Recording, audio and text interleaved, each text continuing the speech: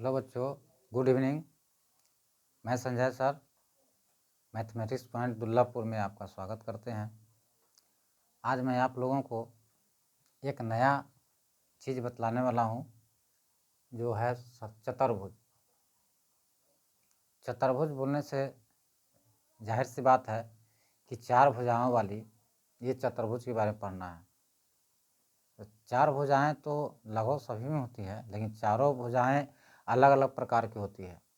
जो चतुर्भुज के 3 प्रकार बताया गया है, मुख्यतः समचतुर्भुज, समांतर चतुर्भुज, समलंब चतुर्भुज। ये अलग अलग है, इसके बारे में हम अलग अलग करके पढ़ेंगे। ये पहला हो गया समचतुर्भुज, ये दूसरा हो गया समांतर चतुर्भुज, ये तीसरा हो गया समलंब चतुर्भुज। ये तीनों अलग अलग प्रकार का है, तीनों का फॉर्मूला भी अलग अलग होता है। और समचतुर्भुज में 2 आते हैं। इसमें समचतुर्भुज 2 प्रकार के होते हैं, समांतर चतुर्भुज है, फिर समलंब चतुर्भुज है। इसके बारे में हम डिटेल से बताते हैं। पहले चतुर्भुज है क्या, इसको पढ़ना है। चतुर्भुज वह चीज़ है जो चारों भुजाओं से मिलके बनता है। 3 भुजाओं से मिलके बनता है वो तो त्रिभुज हो जाता है। तो चारों भुजाओं से मिलके जो बनता है वो चतुर्भुज होता है। 4 भुजा के अंदर का जो क्षेत्र होता है वह चतुर्भुज का क्षेत्र होता है। 4 भुजाओं के बंद भुजाओं के अंदर जो क्षेत्र होता है वो होता है चतुर्भुज। 4 भुजा मान लीजिए कि ये हुआ ए बी, यहाँ से बी सी, यहाँ से ये हो गया सी डी, और फिर इधर ए डी से बंद कर दिए तो बंद ये हुआ स्पेस। तो बंद क्षेत्र जो होता है यही होता है चतुर्भुज का क्षेत्र। तो ये चतुर्भुज हुआ। इसमें 4 भुजाएं होती है, 4 कोण होते हैं। कोण अलग अलग भी हो सकता है, कोण एक समान भी हो सकता है, कोण 2 समान भी हो सकते हैं। सब चतुर्भुज ही कहलाएगा। इसीलिए तो चतुर्भुज 3 प्रकार के यहाँ बताया गया है। तीनों का अलग अलग हम डिफिनेशन देंगे, तीनों का अलग अलग हम प्रकार बताएंगे। तो ये चतुर्भुज आप समझ गया कि चतुर्भुज 4 भुजाओं से मिलकर बना, वो हर कोई आकृति चतुर्भुज होगा। या 4 भुजाओं से मिलकर टेढ़ा बनाइए, तिरछा बनाइए, ये चतुर्भुज ही कहलाएगा। सब चतुर्भुज है, लेकिन इन सब का नाम अलग अलग रखा जाता है, अलग अलग नाम किया गया है उसके आकृति के अनुसार। ठीक है, तो पहला बताते हैं। हाँ, तो समझिए, ये चतुर्भुज के प्रकार बताए हैं, समचतुर्भुज, समांतर चतुर्भुज, समलंब चतुर्भुज। ये समचतुर्भुज का 2 एग्जाम्पल हम दिए हैं, 2 फिगर बनाए हैं। समांतर चतुर्भुज का 2 हुआ, समलंब चतुर्भुज का भी 2 है। अब देखिए कि समचतुर्भुज कैसे 2 अलग अलग भागों में है। ये समचतुर्भुज है। सम माने होता है बराबर, सम का मतलब होता है बराबर, जिसकी चारों भुजाएं आपस में बराबर हो, समचतुर्भुज। और इसके चारों भुजा आपस में बराबर है। यहाँ इसका कोण एंगल भी जो है, सब कोण आपस में बराबर, कोण ए, कोण बी, कोण सी, कोण डी, चारों भुजा चारों कोण भी बराबर है। और इसमें देख रहे हैं कि विकर्ण भी जो है लगभग लगभग बराबर है। तो ये समचतुर्भुज ही कहलाया। तो ये एक समचतुर्भुज है।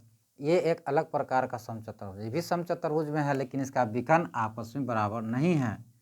ये विकर्ण छोटा है या यह विकर्ण बड़ा है, इसको लंबा कर दिया गया। तो यह विकर्ण लंबा हो गया, ये छोटा हो गया।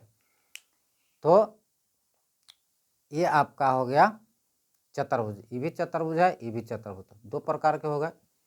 अब आइए आयत में। आयत से बना जिसमें आमने सामने की जो भुजा है आपस में बराबर हो। आमने सामने की भुजा ऊपर वाला और नीचे वाला आमने सामने है कि भुजा बराबर है। इसके आमने सामने की भुजा बराबर है। तो आमने सामने की 2 भुजाएं बराबर, चारों भुजाएं नहीं। समानांतर का मतलब होगा कि आमने सामने की 2 भुजाएं आपस में बराबर है, ये भी बराबर है। इसका प्रत्येक कोण एक दूसरे को बराबर है और विकर्ण भी एक दूसरे का बराबर हुआ। तो ये हो गया आपका समांतर चतुर्भुज। ये भी एक समांतर ही चतुर्भुज है, जिसमें सभी आमने सामने की जो भुजाएं हैं ये भी बराबर है और ये भी बराबर है, ये भी बराबर है। इसकी विकर्ण देखिए कि एक विकर्ण बड़ा हो जाता है, दूसरा विकर्ण छोटा हो जाता है। तो ये आपका आ गया समांतर चतुर्भुज में 2 प्रकार के फिगर देखने को मिलता है कभी कभी। उसके बाद तीसरा में आया समलंब चतुर्भुज। समलंब चतुर्भुज में भी देख लीजिए, इसमें बताया गया है कि आमने और सामने की जो भुजाएं हो समांतर होनी चाहिए, एक सीधे लाइन में। तो ये तो समांतर है ही, लेकिन इसकी जो अन्य दो भुजाएं हैं ये तिर्यक भुजाएं हैं, इसको तिर्यक कहा जाता है। तिर्यक इसलिए कहा जाता है कि तिरछी होती है। तो इसके जो विकर्ण होते हैं समलंब चतुर्भुज का, इसका जो विकर्ण होता है एक दूसरे को बराबर होते हैं और इस पर एक लंब भी होता है, इस पर लंब डाला जाता है। ठीक है, तो ये हो गया आपका समलंब चतुर्भुज। एक और भी है इसी का 2 कॉपी, जिसमें एक चतुर्भुज है जिसके ऊपर नीचे वाली जो भुजाएं हैं समानांतर है और ये दो तिर्यक रेखाओं में जो है एक दूसरे के बराबर है, और तीसरी भुजा ये है, ये दूसरी है, ये तीसरी है, पहली ये दोनों हुई। तो पहली भुजाएं, दूसरी भुजाएं एवं तीसरी भुजाएं दोनों से भिन्न है, तो ये भी एक समलंब चतुर्भुज है। ठीक है, तो चतुर्भुज के बारे में समझ लिए कि समचतुर्भुज, समांतर चतुर्भुज, समलंब चतुर्भुज, सबका अलग अलग प्रकार है, डिजाइन है। समचतुर्भुज इस प्रकार का हो सकता है, समांतर चतुर्भुज इस प्रकार का होता है और समलंब चतुर्भुज इस प्रकार का होता है।